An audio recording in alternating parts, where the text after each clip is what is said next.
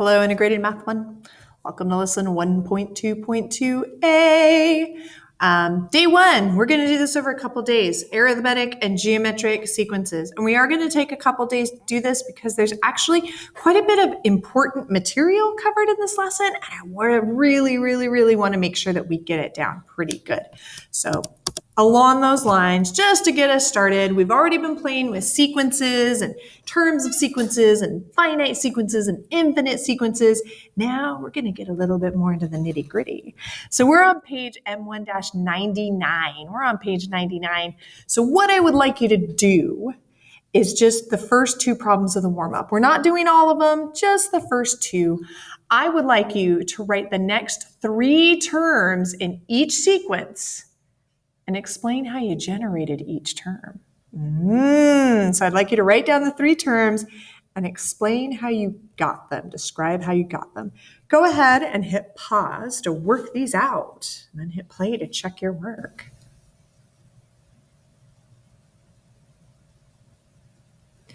Was this first one kind of tricky for you? Maybe. I was like, negative, positive, negative, positive. And then I realized I was probably multiplying by a negative number. Because if you multiply by a negative by a negative, it becomes positive. Multiply that positive by a negative, it becomes negative. So I realized I was multiplying by -2. So that means if I left off at 16, times that by -2, I get -32. Times -2 is a positive 64. Times -2 is a -128. And in case you haven't realized it, calculator. You need a calculator today. I wouldn't do that with that one. Of course, our pattern is that we multiply by -2. For this one, it took me a little long. I had to think about it, but I realized we were going down, down, down, down. And I also realized I was subtracting 7 every time. So fine, 32 minus 7 is 25, minus 7 is 18, minus 7 is 11. And so the pattern was to subtract 7. So we're just doing these 2 warm-ups. We'll save the others for next time. All right, people, arithmetic and geometric sequences. Don't panic if you don't know what those are. That's why we're doing the lesson. Hey. So over the next couple days, we've got some learning goals here. Determining the next term in a sequence. You guys have gotten pretty good at that, but we're still playing with that some more. And we're really going to start digging into recognizing arithmetic sequences and geometric sequences. Don't panic if you don't know what those are. It's going to come up. Along with recognizing those sequences, we're also going to look at determining the common difference or common ratio for a sequence. Again, don't panic if you don't know what those are. It's why we're learning. And we're even going to start looking at what happens when you graph arithmetic and geometric sequences. And of course, recognizing graphical behavior of sequences and sorting our sequences that are represented graphically as well. So there are probably a lot of terms here you didn't know, and that's okay. That's why they're going to be key terms. We're going to look for these in bold as we go through our lesson. So arithmetic sequence, common difference, geometric sequence, common ratio. You might notice some of these go together. And here's the deal. You've represented patterns as sequences of numbers, a relationship between term numbers and term values. What patterns appear when sequences are represented as graphs? So you've been already making tables with your sequences, right? Line them all up. Great, no big deal. But what happens when we start putting those on a graph? That's where we start getting thinking. So for our getting started activity on page 100, we have a whole bunch of sequences. So if you go over to pages 109 and 111 at the end of this lesson, you're going to find sequences A through P. So there's something else you need today. Scissors, people. You need scissors. So I would like you to go and cut out all of these sequences on pages 109 to 111. Do that right here, right now. Hit pause and do that, and hit play to keep going.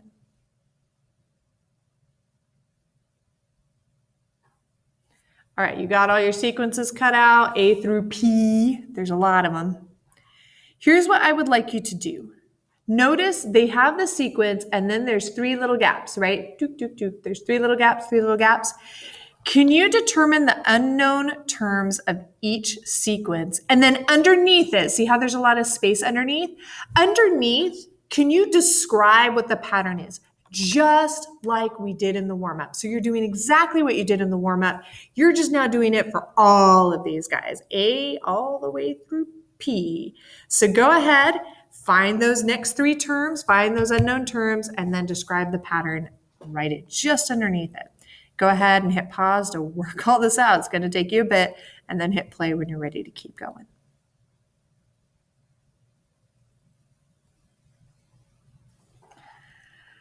All right. So my first guy had 40, 90, 180, 360. Dude, I'm multiplying by 2. So for sequence A, the next three terms should have been 720, 1,440, and 2,880. Again, just put them in the spots here, and underneath, write multiply by 2. I didn't want to put them up here on mine just because they would have been so tiny you couldn't see it. So I have mine off to the side over here. For sequence B, we have -4, -2, 0, 2. It looks like I'm adding 2 every time. So my next terms would be 4, 6, and 8. For C, I've got -2, -6, -18, -54. It looks like I'm multiplying by 3, doesn't it? So that means my next terms, -54 times 3 is -162, times 3 is -486, times 3 is -1,458. Again, calculator.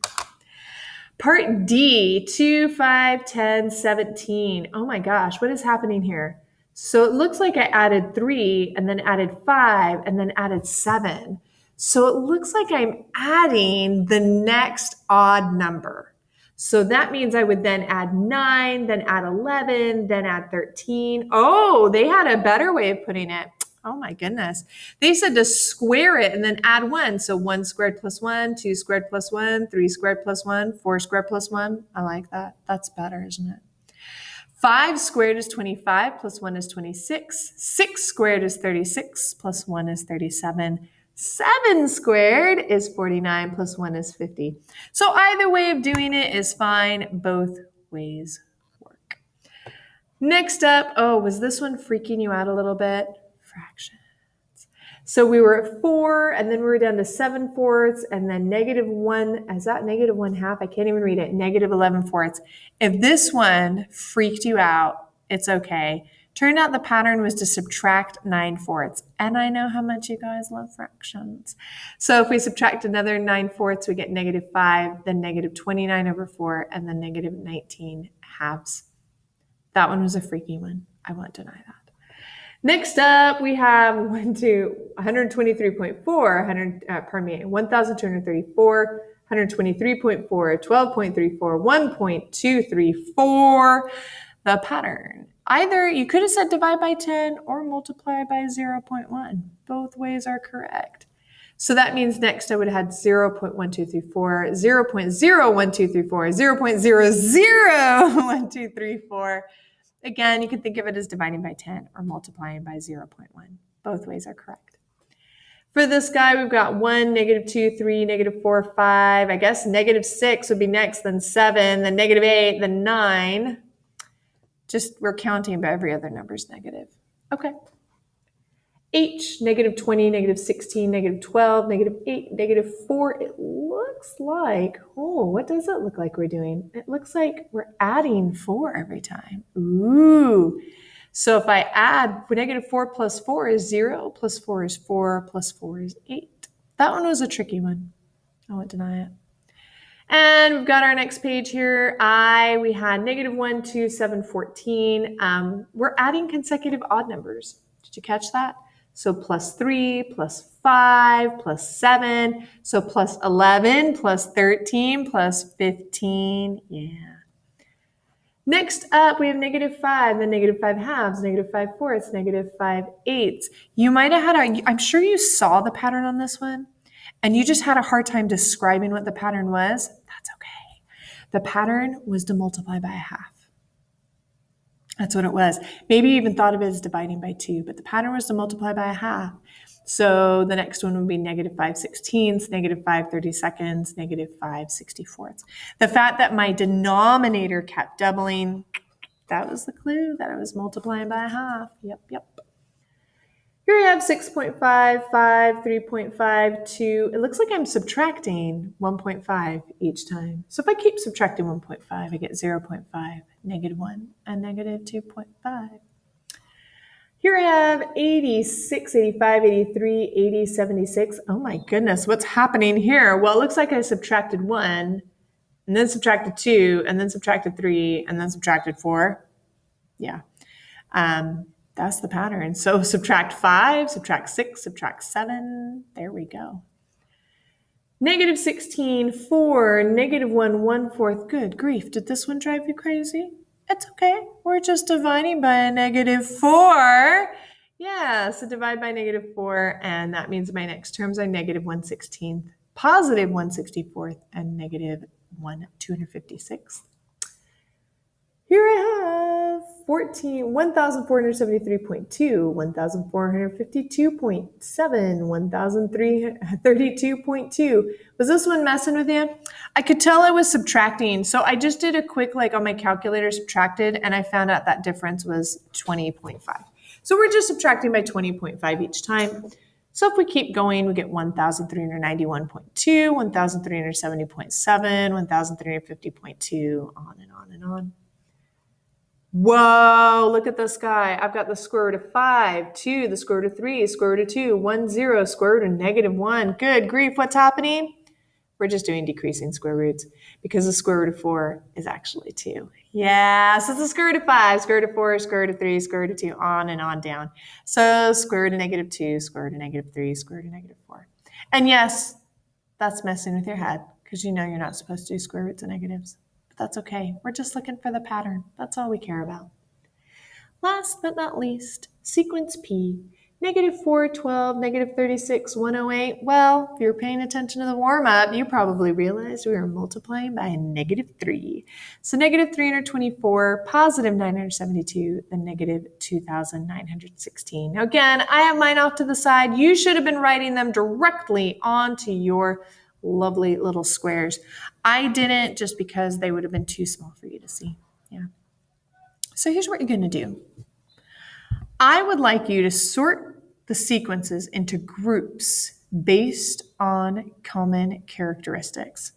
So in the space provided, record the following information for each of your groups. So you have a whole bunch of space there. I want you to list the letters of the sequences in each group. You're like, these guys are in a group. And I want you to provide a rationale or a reason as to why you created the group. Go ahead and sort them into groups. Hit pause, and then to sort them out, record your data, and hit play. Keep the party going.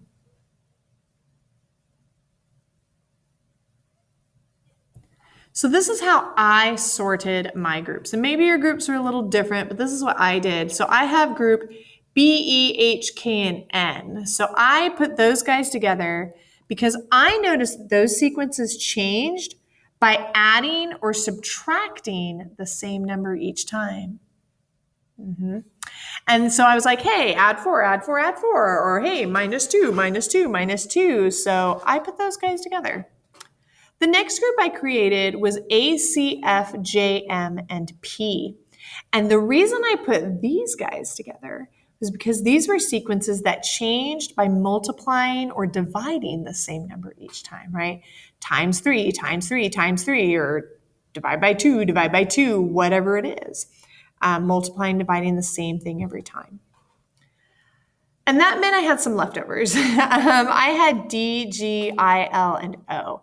And I left those off to the side because they ended up being a group just because they were the weird ones. They either weren't adding the same number every time or we weren't multiplying the same number every time. They just were different. So I put them in their own group. Yeah. So we used a couple of different mathematical operations to perform that, So we performed different mathematical operations to determine the next terms of the sequence, right? Some sequences required addition, subtraction, multiplication, or division by the same number each time. Some equations involve things like squaring it, right? Or taking the square root. Or they had consecutive numbers, right? 1, 2, 3, 4. Or they did switching up the signs, right? We kept changing the signs on the one of them. So we had a couple different operations here. So let's go over to page 101 and let's actually get to the nitty-gritty of this. Okay, can we just get down to the nitty-gritty of this? For some sequences, you can describe the pattern as adding a constant to each term to determine the next term. For other sequences, you can describe the pattern as multiplying by a constant to determine the next term. And of course, there are still some other sequences that we can't describe those ways. That's okay. So here's the big thing. An arithmetic sequence, note it, the bold word, key term. An arithmetic sequence is a sequence of numbers in which the difference between any two consecutive terms is a constant. This just means you're adding the same thing over and over and over again, or perhaps subtracting, right? If you were adding the same number over and over again, plus 5, plus 5, plus 5, or subtracting the same number over and over again, minus 2, minus 2, minus 2, it's an arithmetic sequence. So in other words, it's a sequence of numbers in which a constant is added to each term to produce the next term. Now this constant is called the common difference.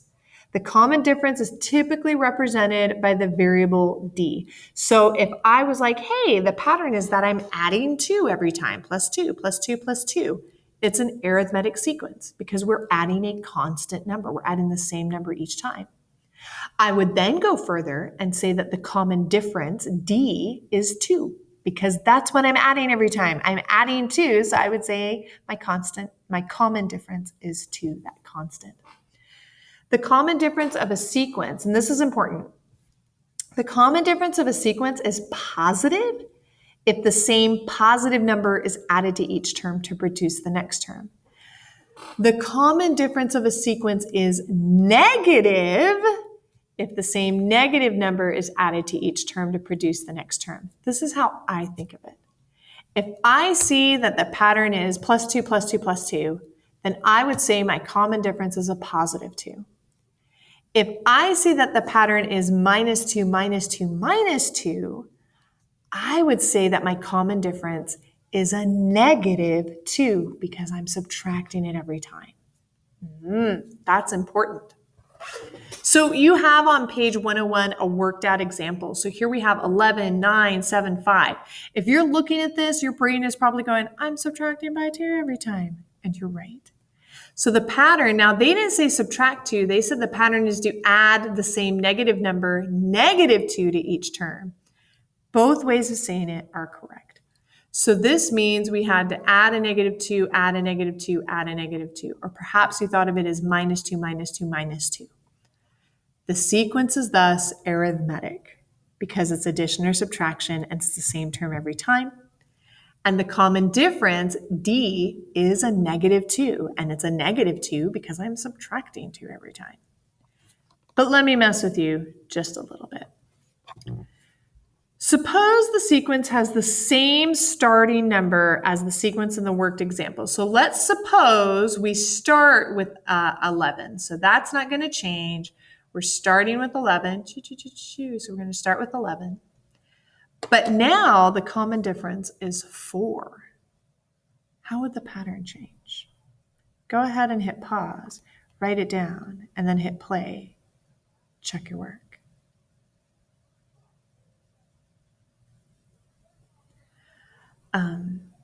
If the common difference is a positive 4, we're no longer subtracting 2. We're actually going to add 4 every time. So the sequence would increase by 4 instead of decreasing by 2.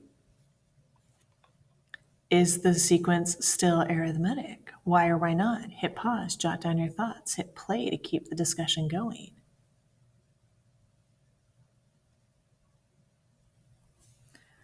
It's still arithmetic. The sequence would still be arithmetic because the common difference is still constant. We changed the common difference, but it's still constant. It's still just 4, 4, 4. So can you go ahead and just write the first 5 terms of the new sequence? Remember, it starts at 11. Now our common difference is 4. Can you give me the new sequence? Go ahead and hit pause to write it down. Hit play to check your work. So we're starting with 11. So if I'm adding 5, I would have 11. Oh, Miss Scott can't count. I'm adding 4. Just kidding. So I'd start with 11 and then 15, 19, 23, 27. Yay. Can you go through all those sequences that we cut out earlier? And can you list off the sequences that are arithmetic, the sequences that are adding or subtracting a constant every time? Go ahead and hit pause, write it down, hit play to check your work.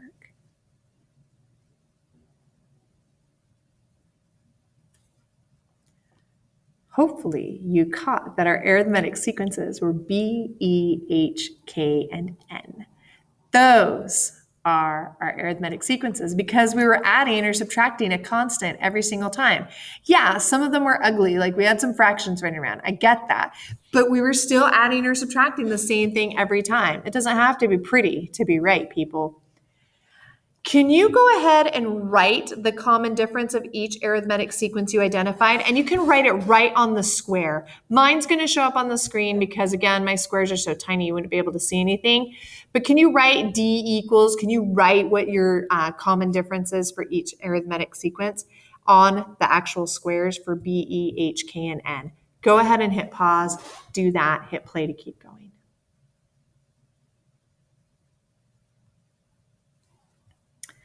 All right, so for sequence B, it was adding 2 every time. So I wrote on my little square D equals 2. That's my common difference because it was adding 2. For sequence E, that was an ugly one, and we were subtracting 9/4 every time. So that means my common difference D equals negative 9/4. Again, just write it on your little square. For sequence H, the pattern was to add 4 every time. So D equals 4. For pattern K, it was a weird one, but that's okay. We were subtracting 1.5 each time. So I said D equals negative 1.5. And then for sequence N, we were subtracting 20.5 every time. So I wrote D equals negative 20.5. And again, just put them right on your squares, all that good stuff. So I think you're getting a good feel for what an arithmetic sequence is. Let's talk about geometric sequences. So a geometric sequence is a sequence of numbers in which the ratio between any two consecutive terms is a constant. That's a mouthful. Let's break it down. In other words, a geometric sequence is a sequence of numbers in which you multiply each term by a constant to determine the next term. Yeah. And that constant, the integer or fraction constant, is called the common ratio. So the common ratio is represented by the variable r. So arithmetic, we were adding or subtracting every time, and we said whatever that thing was we were adding or subtracting for was our common difference. In a geometric sequence, we're multiplying each time, and we're saying that we're calling it a common ratio, that thing that we're multiplying by each time. To give you an idea, I have a worked out example on page 103 for you. Of course I do. So here you have a lovely sequence, 1, 2, 4, 8. You can see it right there. You can totally see the pattern is to multiply each term by the number 2, right? Times 2, times 2, times 2. To determine the next term, 1 times 2, 2 times 2, 4 times 2, 8 times 2, on and on and on. So because we're multiplying by a constant, we say that the sequence is geometric. And that common ratio R is 2 because that's what we were multiplying by every time. Now, just like last time, I'm going to change up the pattern for you a little bit. Suppose the sequence has the same starting number, so we're still starting with 1, but now its common ratio is 3. Can you go ahead and answer the next couple questions? How would the pattern change? What's your new common? Is it still geometric? Can you give me the next terms in the sequence? All that good stuff. Can you go ahead, hit pause, work out A, B, and C here, and then hit play to check your work?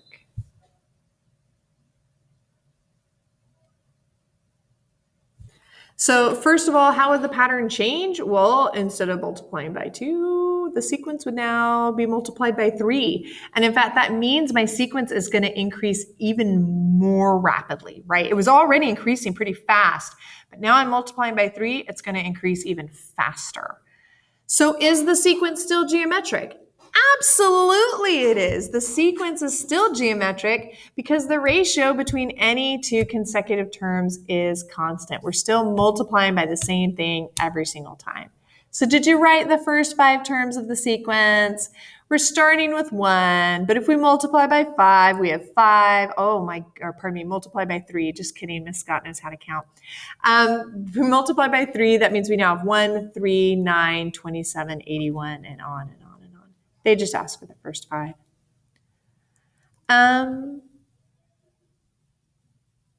What if we change that a little bit?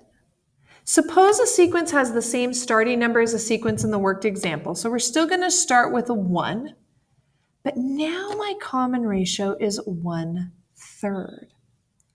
How would that change our pattern? We got a couple of questions here. This is just part A, but go do part A, B, C. Work your way through here for question number 4. Hit pause to work these out. Hit play when you're ready to check your work.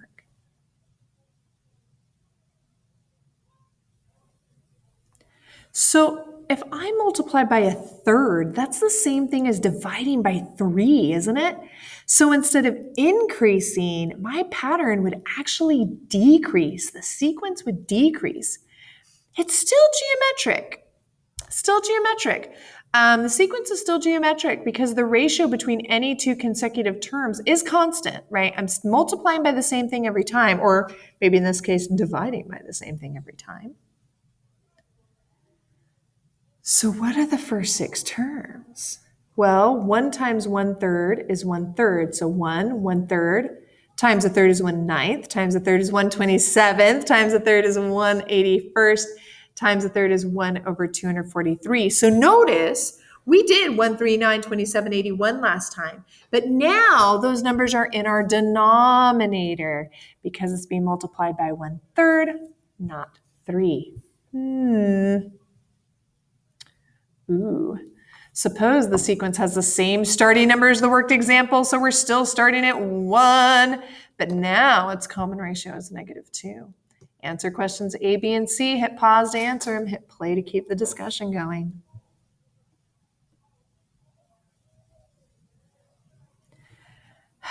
This pattern would be weird, right? Because if you multiply by a negative, it becomes positive. But if you multiply by negative again, it becomes negative. So it does this like positive, negative, back and forth thing, doesn't it? So the sequence would decrease and increase because you'd have alternating positive and negative integers. It'd be positive, negative, back and forth. Is the sequence still geometric? It is. Because the ratio between any two consecutive terms is constant. We still have a common ratio. It just gets weird. So our first 6 terms would be 1, -2, +4, -8, +16, -32. So it got a little weird. Can you consider this lovely sequence shown here on page 105, 270, 90, 30, 10? Devin says that he can determine each term of the sequence by multiplying each term by 1/3, so the common ratio is 1/3. Chase says that he can determine each term of the sequence by dividing each term by 3, so the common ratio is 3. So Devin says the common ratio is 1/3. Chase says the common ratio is 3. Who's correct and why? Go ahead and hit pause, jot down your thoughts, hit play to keep going.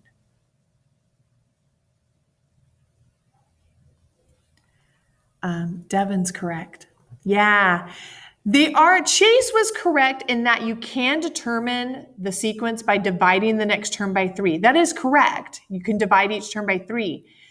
But the common ratio represents the number by which the term is multiplied. So if the pattern is to divide by 3, then that means our common ratio is 1/3. All right, so if your pattern is divide by 3, the common ratio is 1/3. So Devin was actually correct. Our common ratio is 1/3 because technically you could think of it instead of dividing by 3, you could think of it as multiplying by 1/3. Can you go through the sequences that you cut out in the getting started activity? And can you list the sequences that are geometric? And also make sure on each sequence card to write down what the common ratio is. So go ahead and hit pause, list off your geometric sequences, make sure you put the common ratio on the sequence card, and then hit play to check your work.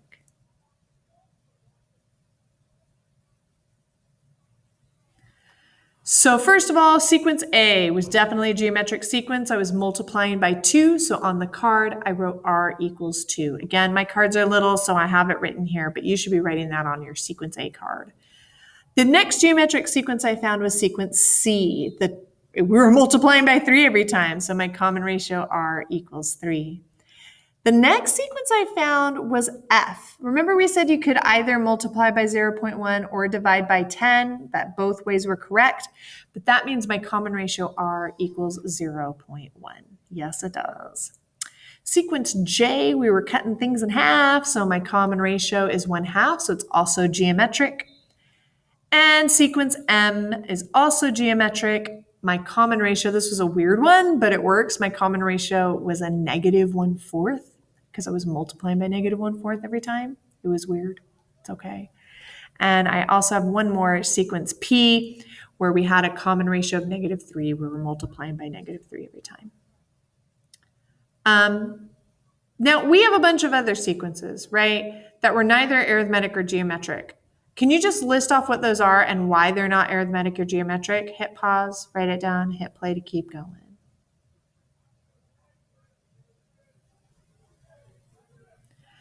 So sequences D, G, L, and O are neither arithmetic nor geometric because they don't have a common difference or a common ratio, right? It's not being added or subtracted by a constant.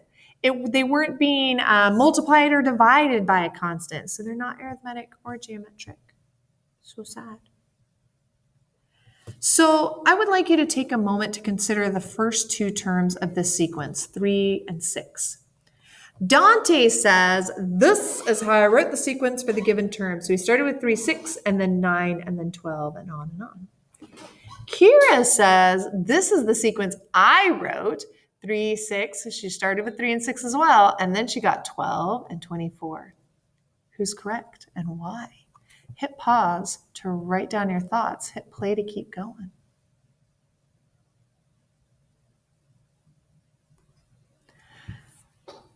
They're both correct. Let's just be honest about that. They're both correct because we didn't have any more details. We were just told the first 2 terms were 3 and 6.